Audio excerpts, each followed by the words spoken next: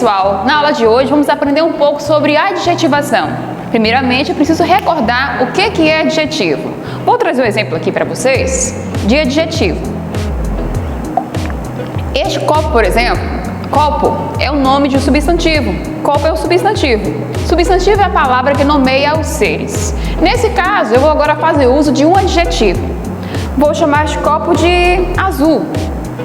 Copo azul. O copo azul da professora Rose. A palavra azul é um adjetivo porque está qualificando o substantivo copo. Basicamente é isso. O adjetivo tem a função de qualificar o substantivo. Vamos a seguir ver o conceito de adjetivação. Conceito. Na gramática, no campo da gramática, se fala-se em adjetivação para se referir aos adjetivos substantivados. Olha como a gramática é. Adjetivo substantivado. Como isso acontece? Por outro lado, a palavra adjetivação ela é empregada para referir-se ao estilo literário de cada escritor em relação ao uso do adjetivo na história. Por exemplo, alguns escritores, como Machado de Assis, gostam muito de fazer uso de adjetivos, porque adjetivo qualifica o substantivo. E na narrativa do Machado de Assis, existe bastante descrição da cena, da veste do personagem, de como é a casa do personagem. Inclusive, ele também acaba, de alguma maneira, descrevendo o perfil psicológico do personagem. E ele faz uso de muitos adjetivos para fazer isso. Pois bem, vamos adiante. Compreender o seguinte: os substantivos ou nomes têm gênero e número. Gênero de respeito a feminino e masculino na gramática. Gato, gata, por exemplo. E número que é em relação a plural e singular. Pois bem, normalmente o adjetivo ele acompanha o substantivo, como eu falei acerca do copo. O adjetivo azul acompanhou o copo. Geralmente acontece isso. E o substantivo deve concordar em gênero e número. Nesse sentido aqui, se eu falasse copo é uma palavra, um gênero masculino. E se eu fosse colocar no plural, ficaria copos. Nesse caso, está falando aqui da questão da concordância. Precisa concordar tanto em gênero e número. Se fosse copos, os copos azuis da professora Rose, por exemplo, teria essa diferença aí porque iria concordar com o substantivo que agora está no plural.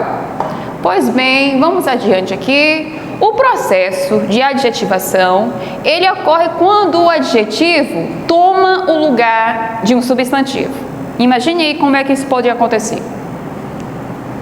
Olha aqui nessa frase aqui, por exemplo. Aquele homem jovem ganhou a partida. O adjetivo aqui, jovem, que é o homem é o quê? Um homem alto, baixo, magro. Nesse caso aqui é o homem jovem. O adjetivo jovem se torna um substantivo e atua como núcleo. Núcleo quer dizer a parte mais importante. Nesse caso aqui virou o núcleo da oração, porque acompanha a palavra homem, que está aqui. Na frase, por exemplo, os azuis são os melhores jogadores. A palavra azuis não é mais empregada não empregada como adjetivo, mas sim como substantivo. Quando eu falei do copo aqui com vocês, eu falei copo azul. A palavra azul aí, ela é um adjetivo. Mas se eu disser, por exemplo, o azul do copo é belo, é realmente um azul belo. O azul do copo é belo. Nessa situação aqui que eu disse, o azul já virou um adjetivo. Importante lembrar que a gramática na língua portuguesa, ela precisa ser sempre analisada com base no contexto. Porque nesse contexto aqui, por exemplo, os azuis são melhores jogadores. Os azuis. O azul aqui não é qualidade de roupa, de céu, de mar ou de copo. Os azuis são os melhores jogadores. Os azuis aqui têm o valor de substantivo. Os azuis. Então, são jogadores que jogam com a camisa azul. Os azuis, por exemplo. Para entender como é que se dá essa modificação de quando um substantivo, o adjetivo, na verdade, atua como valor de substantivo. Igual aqui. Aquele homem jovem ganhou a partida. A palavra jovem é o adjetivo que está funcionando como substantivo. Eu poderia falar simplesmente: aquele jovem ganhou a partida, que seria um substantivo nesse caso. Mais adiante, um adjetivo pode ser transformado em um substantivo quando acompanhado por um determinante. Determinante aí, vamos lembrar que o que é determinante são as palavras, os artigos são determinantes, ou a são determinantes. Por outro lado, um adjetivo se torna um substantivo quando sabemos o objeto que queremos dizer. Como é que se dá esse processo? Olha essa frase aqui: eu gosto mais da amarela. Por exemplo, o adjetivo amarela se refere a algo que tem esta cor e que na realidade é um substantivo. Nesse caso, eu gosto mais da amarela.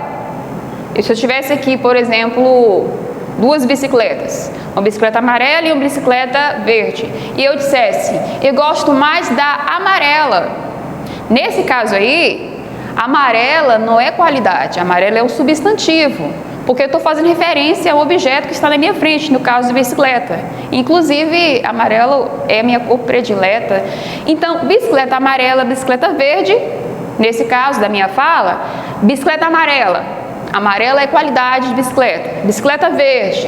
Verde é qualidade de bicicleta. Mas se eu disser a frase, eu gosto mais da amarela, nesse caso aí não é adjetivo. A amarela tem valor de substantivo, porque tu faz referência a uma bicicleta, só que eu não mencionei a palavra. Então é isso, eu gosto da amarela. Amarela que agora é um substantivo, é o nome de algo. No caso, está fazendo referência à bicicleta na minha frase. Então, no início desse slide eu disse acerca do escritor Machado de Assis, que faz uso recorrente de adjetivos no seu estilo literário. Vamos compreender como se dá esse processo, que é uma das características do escritor Machado de Assis. Vejamos aqui.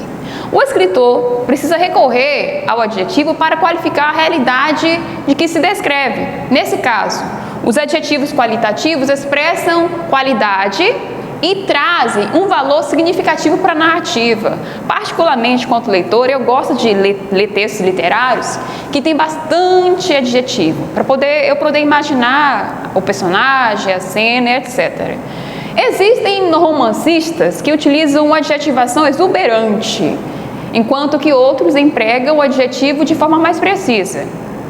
Varia nesse caso, particularmente quando eu escrevo um texto narrativo, eu, a depender da situação, sou curta e direta.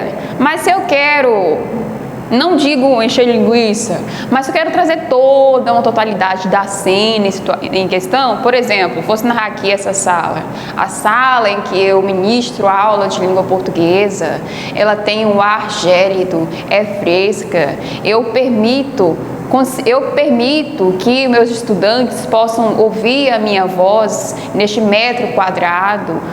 E aí poderia descrever outros adjetivos maravilhosos para a sala que eu estou, por exemplo. Nesse caso aqui, eu estou dizendo em relação à adjetivação. Tem escritor que gosta muito de usar adjetivo. Pois bem, para lembrar aqui, tem um tipo de um gênero textual que é o retrato falado. O retrato falado, por exemplo, basicamente, ele consiste em ter muitos adjetivos, porque vai descrever as características do indivíduo, cabelo, cor dos olhos, pele, etc. E aí é necessário fazer uso recorrente de adjetivos. Pois bem, como é que na literatura, no romance, acontece isso? Com muita quantidade de adjetivos. Nesse caso aqui, na poesia, por exemplo, existe uma figura de linguagem baseada na adjetivação.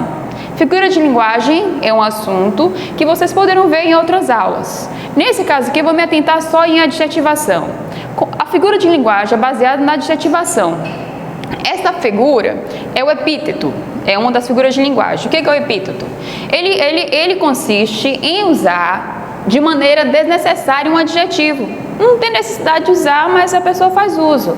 Por exemplo, parece redundante, mas aqui é uma figura de linguagem chamada epíteto.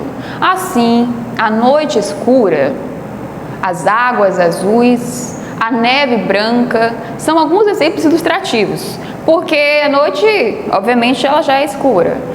As águas azuis aqui poderia variar acerca do horário do dia. Pois bem, vamos seguir adiante.